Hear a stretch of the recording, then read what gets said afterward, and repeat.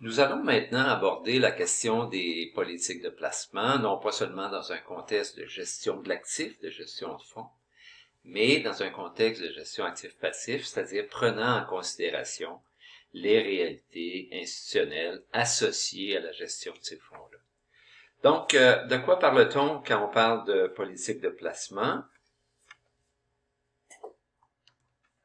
Les politiques de placement, ça tient compte de la gestion des placements, mais de façon plus fine, c'est l'encadrement ou les prérogatives relatives à la gestion des placements qui sont formalisées dans l'énoncé, justement, des politiques de placement.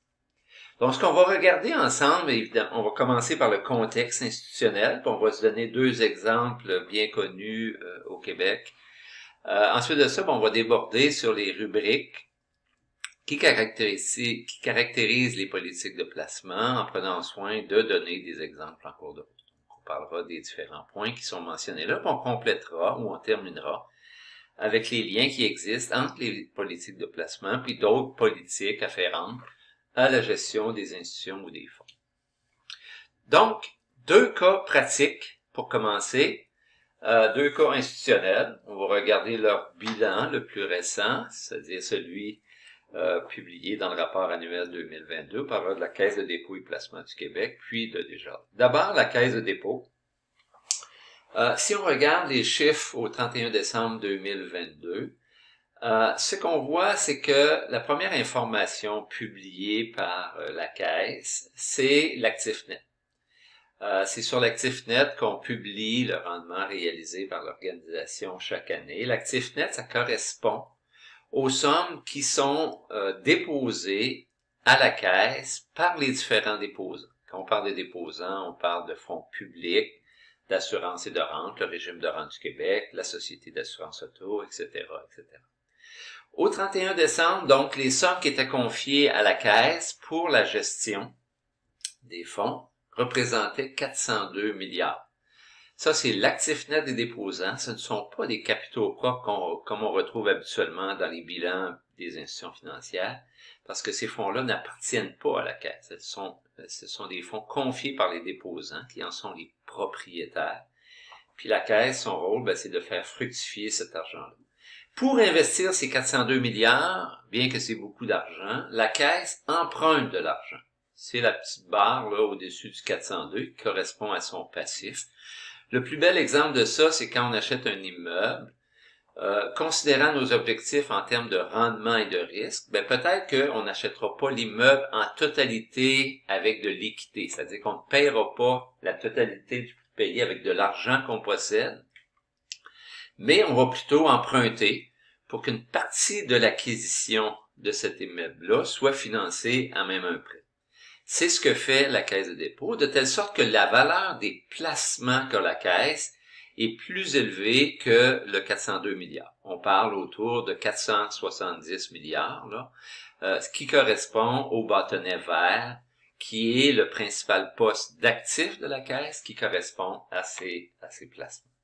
En fait, la Caisse gère pour plusieurs déposants. Si on veut établir la politique de placement de la Caisse, en fait, on ne peut pas établir une politique de placement de la Caisse a priori. Ce qu'il faut regarder, c'est la politique que chacun des déposants, à travers les fonds qu'il confie à la Caisse, veut établir. Par exemple, vous avez ici le fonds particulier du régime de rente du Québec, le RRQ, pour lequel une politique de placement est établie. Donc, c'est pas une politique pour la Caisse de dépôt, c'est une politique pour le fonds du RRQ. Sauf que pour concrétiser cette politique de placement-là du RRQ, on va prévoir des achats d'unités dans les différents portefeuilles spécialisés qui sont gérés et établis par la Caisse de dépôt. Donc, la Caisse offre des portefeuilles spécialisés à ses déposants. Puis, de concert entre la Caisse et les déposants, on établit une politique de placement pour chacun des fonds particuliers. Le résultat de ça, évidemment, c'est qu'on ne peut pas parler du rendement global de la Caisse très longtemps. Rapidement, il faut se tourner du côté des rendements des différents fonds particuliers. Ce qu'on a ici, c'est des statistiques qui sont publiées dans le rapport annuel de la Caisse. c'est le rendement des 8 principaux déposants. Pour l'année 2022, on voit que les rendements ont varié entre moins 3,9 puis moins 8%. Puis sur 5 ans, ça va de 4,2 à 6,7%. Donc, les politiques de placement sont établies non pas pour la caisse dans son ensemble, mais ils sont d'abord établis pour chacun des fonds, chacun des déposants, puis évidemment, on peut agréger le tout. Si on se tourne maintenant du côté de Desjardins, Desjardins, c'est un groupe financier, c'est une institution financière au terme classique. Ce qui est particulier avec Desjardins, c'est qu'on œuvre dans différents secteurs. Desjardins est vraiment une institution de grande taille, mais qui est présente dans différents secteurs, c'est-à-dire non seulement dans le bancaire, puis au niveau du bancaire, il y a des services aux particuliers et aux entreprises, mais on est aussi très présent au niveau des assurances. Assurance de personnes et gestion de patrimoine, qui est une première filière, puis assurance de dommages. Ce que je présente ici, c'est la contribution des différents secteurs aux excédents avant les ristournes aux membres. Évidemment, c'est pas nécessairement un excellent reflet des actifs attribuables à chacun des secteurs ou des passifs, mais quand même, ça donne une idée de l'ampleur relative des différents secteurs. Aussi, ce qu'il faut savoir, c'est que si Desjardins a un bilan consolidé de 407 milliards, ça exclut des biens sous gestion, il y a aussi des biens sous administration, là, mais en particulier des biens sous gestion, qui sont des avoirs financiers que Desjardins gère pour un tiers. Donc ça nous ramène un peu sur la réalité de la caisse, c'est-à-dire que ces biens-là appartiennent aux déposants et non pas à l'institution financière. Il y en a pour 78 milliards. Nous, on va se concentrer sur ce qui figure au bilan. Donc, 407 milliards à la fin de 2022. D'abord, le bancaire. Le bancaire, ça prend la forme de prêts et de dépôts. Puis là, c'est pas tellement une question de politique de placement, parce que ce ne sont pas des placements sur les marchés, ce sont plutôt des prêts qu'on consent aux particuliers et aux entreprises. Donc là, on parlera plutôt de politique d'appariement pour assurer une saine gestion de l'actif et du passif. Par contre, quand on regarde la réalité des filiales d'assurance, notamment, on a des placements sur les marchés. Parce que les provisions techniques ou les passifs actuariels qui sont constitués pour les assureurs, on en a pour 115 milliards, ça se doit d'avoir un pendant d'investissement sur les marchés pour s'assurer que le moment venu, on aura l'argent requis pour payer les prestations. Donc, c'est à ce niveau-là, regarde 133 milliards, qui va être nécessaire d'établir des politiques de placement. OK? Deux éléments avant de compléter sur cette brève présentation pour Desjardins. On voit d'une part que le 133 correspond pas exactement au 115, parce que dans l'univers du bancaire, on n'est pas à des montants exacts, des montants parfaitement comparables entre les prêts et les dépôts. Un bel exemple de ça, c'est Silicon Valley Bank, pour lequel j'ai fait une capsule, où on voit que les dépôts étaient investis en bonne partie sur les marchés, à titre d'obligation. Donc, c'est des choses qui se produisent dans le secteur bancaire. Ici, c'est beaucoup plus limité que ça l'était chez SFB. Mais c'est des choses qui peuvent se produire de la même façon qu'on pourrait aussi avoir des émissions de titres au niveau du passif pour soutenir des activités de prêt. Donc, voilà par rapport à ça. L'autre élément que je veux conclure, c'est le 32 milliards. Ça, ce sont les capitaux propres. Évidemment que les capitaux propres, c'est très important pour une institution financière. C'est ce qui garantit la solvabilité. C'est ce qui garantit que, advenant une détérioration de l'expérience au niveau du passif, on aura quand même des sommes suffisantes pour couvrir tous ces engagements-là à même nos actifs. Ça va? Ce 32 milliards, évidemment, il est investi aussi sur les marchés. Donc, ça fera aussi partie de la politique de placement ou des politiques de placement d'une institution comme Desjardins. Donc, le contexte institutionnel, si on le prend sous un autre angle, il faut voir qu'il y a des distinctions d'une institution à l'autre, d'une banque versus une compagnie d'assurance, d'une compagnie d'assurance versus un régime de retraite, mais aussi, entre institutions, il peut y avoir des différences. Donc, c'est fonction du secteur d'activité, mais c'est aussi fonction de l'appétit pour le risque. Si on regarde le secteur d'activité, ben, les institutions financières, je l'ai mentionné, ça se doit d'être solvable à tout moment.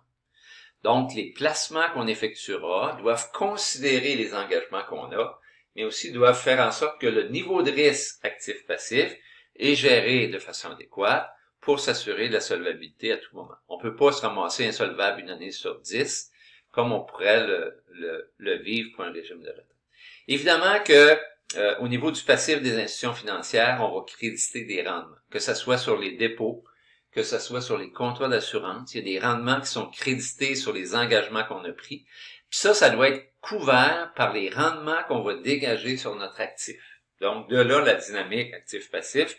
Puis aussi, il y a un objectif assez clair des institutions financières qui est d'avoir une relative stabilité de la rentabilité. Les banques, les compagnies d'assurance, les institutions financières sont en général des institutions de grande taille, mais aussi des institutions très stables.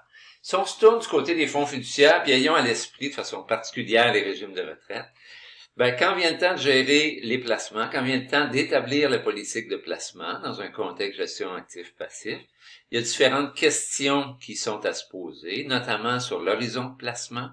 Si on ne paie pas de prestations de façon importante avant 20, 25 ou 30 ans, évidemment que on est à même de prendre plus de risques. Ça amène la question de la maturité, des besoins de liquidité, qui fait en sorte que là, c'est pas de garantir une solvabilité qui est la prérogative première, mais c'est plus d'optimiser le rendement risque, comme on le verra tout à l'heure. Puis ça, ça se fait non pas seulement dans un contexte de gestion de l'actif, mais dans un contexte de gestion actif-passif. Au niveau de l'appétit pour le risque, deux éléments qui ont été retenus. D'abord, le capital. Plus vous avez un niveau de capital élevé, donc plus vous avez un coussin élevé, ça viendra teinter le risque que vous pouvez prendre au niveau de votre politique de placement. Mais ceci étant dit, il faut considérer d'autres éléments, non pas seulement le niveau de capital puis les risques sur l'actif passif en regard de la politique de placement, mais aussi les perspectives de développement.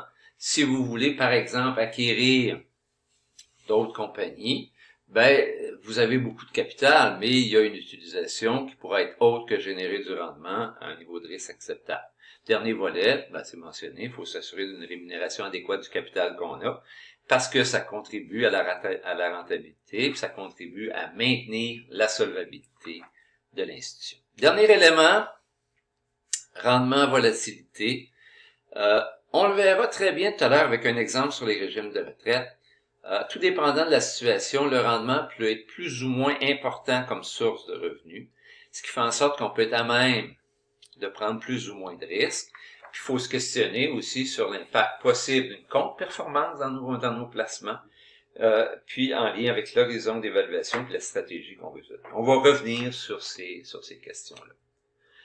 Maintenant, ce qu'on va aborder pour conclure cette première section sur le processus sur le contexte institutionnel, c'est plus précisément le processus d'élaboration d'une politique de placement. Donc, ce qu'on vise à faire, c'est l'élément central de la définition et de la révision de la politique de placement. Si on était dans un contexte seulement d'actifs, ce qu'on regarderait, c'est l'environnement externe, le contexte socio-économique, l'état de la réglementation, l'état des marchés, évidemment, qui est important. Ça nous amènerait vers des perspectives économiques financières qui viendrait nous aider dans la définition et la révision de la politique de placement.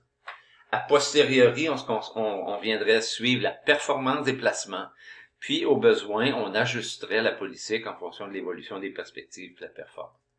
Comme on est dans un contexte gestion actif-passif, il faut ajouter à cette dynamique de gestion de l'actif une dimension de gestion du passif, qui trouve ses assises dans le contexte institutionnel. Quels sont les objectifs qu'on vise? Quelle est la stratégie qu'on veut mettre de l'avant? Ça peut être une stratégie d'affaires, ça peut être une stratégie de financement pour un régime de retraite. Puis quelle est la situation financière dans laquelle on est? Comme je mentionnais plus tôt, si on a des capitaux, si on a un niveau de capitalisation plus élevé, ça vient teinter un petit peu nos perspectives du point de vue des risques qu'on peut prendre. Parce que prendre plus de risques au niveau des placements, ça peut être très intéressant, par exemple, pour un assureur qui veut développer ses affaires.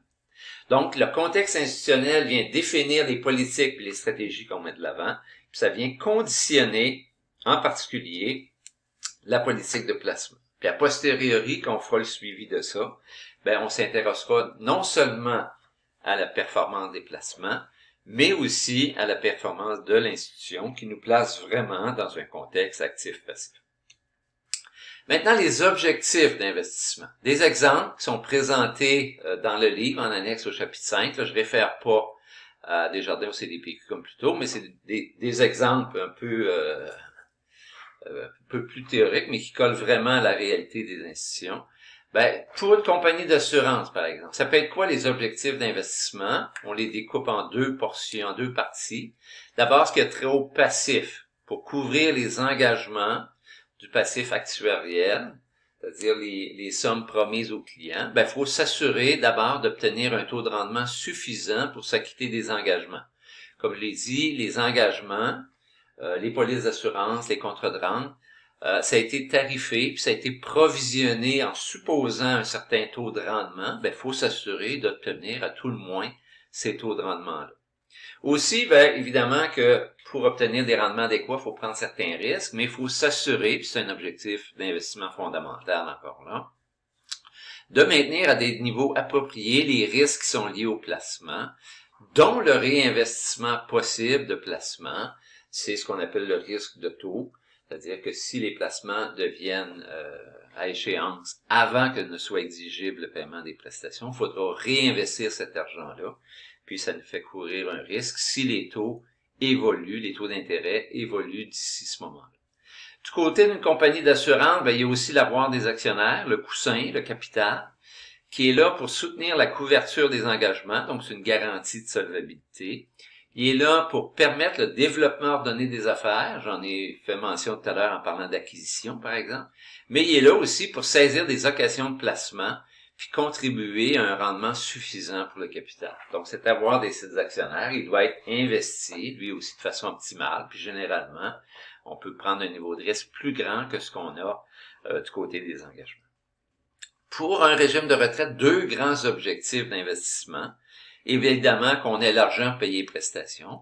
Donc, encore là, qu'on génère un rendement suffisant pour couvrir la valeur actualisée des prestations, la valeur des prestations. Mais aussi, c'est que si on prend beaucoup de risques, on va aller chercher beaucoup de rendement. Mais ça peut amener de la volatilité, puis ça pourrait se traduire par un taux de cotisation qui est trop inflexible. Si on pousse un petit peu plus loin du côté des objectifs et des contraintes d'investissement, comme on a dit depuis le début, les objectifs ils tournent autour de deux réalités, le rendement des placements puis le niveau de risque des placements. Quand on parle du rendement, ben souvent la première condition, la prérogative fondamentale, c'est d'avoir un taux qui est généré sur les placements, qui est au moins équivalent au taux qu'on a utilisé pour escompter les engagements, la valeur actualisée des engagements. En regard du niveau de risque, ben c'est de voir quel est l'effet du risque des placements sur les résultats financiers, puis là on parle plus seulement de placement d'actifs, on parle au niveau des engagements. Donc des placements risqués, ça amène de la volatilité, puis ça peut avoir un impact évidemment sur les engagements, puis sur les résultats de l'institution. Les contraintes, il y en a plusieurs, je les passerai pas en détail là, mais évidemment on peut parler des limites qui sont imposées sur les placements, de l'horizon de placement, la liquidité, les risques, la réglementation, les critères ESG, on en reparlera tout à l'heure, et puis la fiscalité. Tout ça nous amène à la répartition d'actifs de la stratégie de placement, qui est un élément central dans une politique de placement. Qu'est-ce qu'il y a à dire a priori sur ça? D'abord, quand on parle de stratégie de gestion des placements, on peut découper ça en deux grands morceaux. D'abord, de se donner une politique, donc d'encadrer la stratégie. Comme on a mentionné au tout début, la politique de placement, ça correspond aux prérogatives dans la gestion des placements, donc l'encadrement de la stratégie. Puis ensuite de ça, il y a la gestion des placements qui se fait par les gestionnaires, qui est l'exécution de cette grande stratégie. Puis ça peut vous rappeler ce qu'on a dit par rapport à CDPQ, là, où les déposants définissent de concert avec la caisse, mais définissent une politique qui vient encadrer, puis c'est évidemment la caisse qui a à gérer les placements qui sont laissés en dépôt par les différents déposants. Quand on parle de répartition d'actifs, qui est un élément central dans une politique de placement, on peut parler de trois choses différentes. D'abord, la répartition stratégique, ensuite la répartition tactique, puis finalement, dans un contexte un peu différent, ou plus évolué, diront certains, la répartition intégrée. D'abord, répartition stratégique tactique, le stratégique, c'est le moyen puis le long terme. Le tactique, c'est le court terme. Dans le stratégique, ce qui nous intéresse quand on établit la répartition d'actifs d'un point de vue stratégique, donc à moyen ou long terme, c'est le rendement attendu puis la capacité à prendre du risque en lien avec les engagements. Okay? Donc là, on parle de risque absolu. Le risque absolu, c'est quoi? C'est vraiment la volatilité des rendements puis l'effet que ça a sur les engagements, sur l'institution ou sur le régime de retraite qui est concerné. OK? Donc là, on est dans la stratégie, on est dans la définition de la politique sur un horizon de moyen et long terme en établissant un lien très étroit avec les engagements. La répartition tactique, ça correspond davantage à ce qu'on pourrait appeler l'exécution de la stratégie ou la gestion proprement dite des placements. Puis là, on se donne un horizon plus court, on est plus sur les perspectives à court terme. Puis là, ce qu'on fait, c'est de varier l'allocation des placements entre les différentes catégories, ce qu'on a fait au niveau de la répartition stratégique plus tôt, puis de générer des écarts de rendement, profiter des écarts de rendement qu'on peut aller chercher entre les classes d'actifs ou les secteurs au sein d'une classe. Puis là, on parle de mesures de risque actif. C'est détaillé davantage dans le livre, là, où là, on mesure la performance par rapport à des indices, notamment. Finalement, la répartition intégrée, c'est de se situer dans un contexte où on revoit de façon continue, de façon permanente, l'allocation aux différentes classes d'actifs. Donc, c'est comme de faire de la répartition stratégique une action continue, régulière, qui rend beaucoup moins nécessaire la question de la répartition tactique. Façon d'illustrer ça, ça vient de Warren Buffett. On lui en fait dire bien des choses, ce cher Warren. If the Internet had been invented first, we would have newspapers. Autrement dit, avec les moyens technologiques qu'on a actuellement, notamment du point de vue de la disponibilité de l'information, parce qu'évidemment, établir puis suivre une politique de placement, ça demande beaucoup d'informations, on est en mesure de faire des ajustements en continu des pondérations d'actifs selon les conditions de marché puis le budget. Okay, donc, c'est de regrouper d'une certaine façon stratégique et actif pour être beaucoup plus stratégique. Des exemples de la répartition d'actifs. Je vous en donne deux. Les deux sont fondés sur des caisses de retraite, mais dans des contextes très différents. Le premier exemple, c'est un régime à cotisation déterminée, donc aucune garantie de prestation, simplement accumulation dans un fonds. Ce qui est particulier dans ce régime-là, c'est que, évidemment, chaque participant a son compte, mais toutes les sommes investies sont gérées par des caisses communes. Puis en fait, il y a deux caisses qui sont offertes aux différents participants. Une caisse qu'on dit de croissance, puis une caisse qu'on dit à placement d'avantages conservateur. Donc évidemment, si vous êtes un jeune travailleur de 25 ans qui touchera pas les montants accumulés avant 40 ans, vous pouvez prendre beaucoup plus de risques. Vous allez aller vers le fonds de croissance. Si vous êtes un retraité, vous vous sentez moins en mesure de prendre du risque, vous allez être davantage conservateur. On voit que, évidemment, la pondération en revenu fixe est beaucoup plus élevée dans le fonds conservateur parce qu'il s'agit de placements moins risqués. Puis par ricochet, il y a moins de placements en actions dans des placements alternatifs dans le fonds conservateur. Ce qui est intéressant de noter aussi, c'est les résultats. On voit que le fonds de croissance a obtenu un rendement moyen sur la période de 10 ans 2012-2021, plus élevé que le fonds conservateur, mais avec une volatilité mesurée par l'écart type qui est plus grande. La réalité est la même pour les régimes à prestations déterminées, mais c'est plus complexe parce que les réalités de chaque régime sont à prendre beaucoup plus en considération. Ici, j'ai un peu deux exemples qu'on pourrait qualifier d'extrêmes. Je prends un RCA, qui est un régime complémentaire de retraite, offert dans une entreprise, encadré par les lois applicables à ce type de régime-là. Puis d'un autre côté, j'ai le régime de rente du Québec, qui est un régime qui couvre tous les travailleurs, qui est obligatoire, qui est encadré par loi, donc dont on peut assurer une grande pérennité. Le résultat de ces particularités qui sont propres à un régime de sécurité sociale comme le régime de rente du Québec, c'est qu'il est moins capitalisé, on parle de 20%, alors que le RCR est 100%. Ça, c'est un élément important parce que plus un régime est capitalisé, plus le poids de la caisse de retraite par rapport à la capacité de payer des cotisants devient important. Puis là, ben évidemment que ça introduit du risque, parce que si vous avez un écart de rendement de 1% sur un régime qui est capitalisé à 100%, ça n'aura pas le même impact en dollars ou en pourcentage des salaires versés par les cotisants que si vous êtes dans un régime qui est capitalisé seulement à 20%. Tout ça, c'est amplifié par d'autres facteurs, notamment le ratio actif-retraité. Dans le cas particulier du RCR que j'ai, on parle d'un ratio de 1,2 actifs pour chaque retraité. Donc, un régime très mature où le poids des retraités est très grand, alors que c'est 2,3 pour le RRQ. Puis, si on prend la capitalisation puis le ratio actif-retraité, ça fait en sorte que le ratio actif sur cotisation, donc l'actif accumulé par rapport aux cotisations qui sont versées, est beaucoup plus faible dans le cas du RRQ. Donc, ça le rend moins vulnérable aux placements qui sont effectués. Puis, de ce fait-là, le RRQ est davantage en mesure de prendre des risques. Okay? L'élément qui vient encore amplifier ça, c'est que s'il y a des écarts, s'il y a des déficits ou s'il y a des surplus, dans le cas du RRQ, ils sont amortis sur une période de 50 ans, alors que dans le cas du RCR, ils doivent être amortis sur une période de 15 ans. Le résultat, c'est que le RRQ est beaucoup plus en mesure de prendre des risques. Le résultat, c'est que le RRQ génère des rendements plus élevés, mais avec une volatilité plus grande. Donc, c'est ce qui est présenté au bas du tableau. Donc, la répartition d'actifs, c'est très important. Je vous en ai donné des exemples ici. Maintenant, ce qu'on va regarder, c'est le suivi de la performance. De quoi parle-t-on quand on parle de suivi de la performance? Ben, on peut parler de la mesure de la performance, donc le rendement du portefeuille. Une fois qu'on a établi la performance de par le rendement, il faut comprendre d'où il provient. On attribue la performance aux différentes catégories d'actifs pour voir quelles sont les catégories d'actifs qui ont été les plus performantes, quels sont les titres à la limite qui ont été plus performants.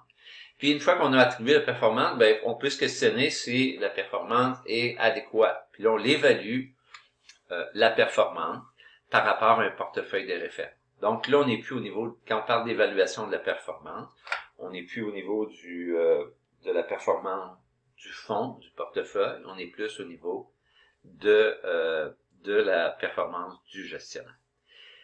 Comme on l'a dit plus tôt, on n'est pas dans un contexte d'actif, on est dans un contexte actif-passif.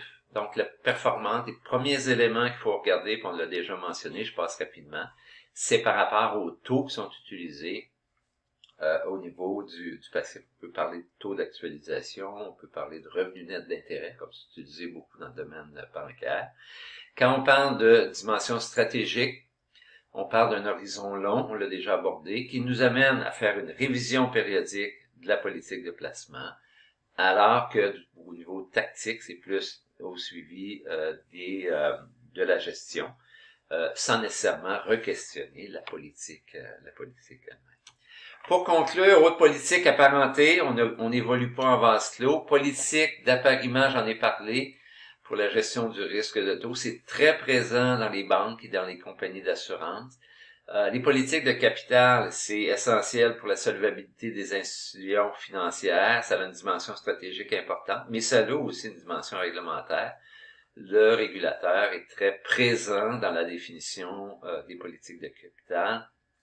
Politique de financement, davantage pour les régimes de retraite, pour assurer un financement ordonné dans un contexte où la pleine solvabilité n'est pas requise en tout temps. Finalement, deux éléments qui sont de plus en plus dans le décor des institutions, la politique de gestion intégrée des risques. On a une approche beaucoup plus holistique pour assurer une couverture horizontale de tous les risques, mais aussi s'assurer que il y a un déploiement vertical à tous les niveaux de l'organisation.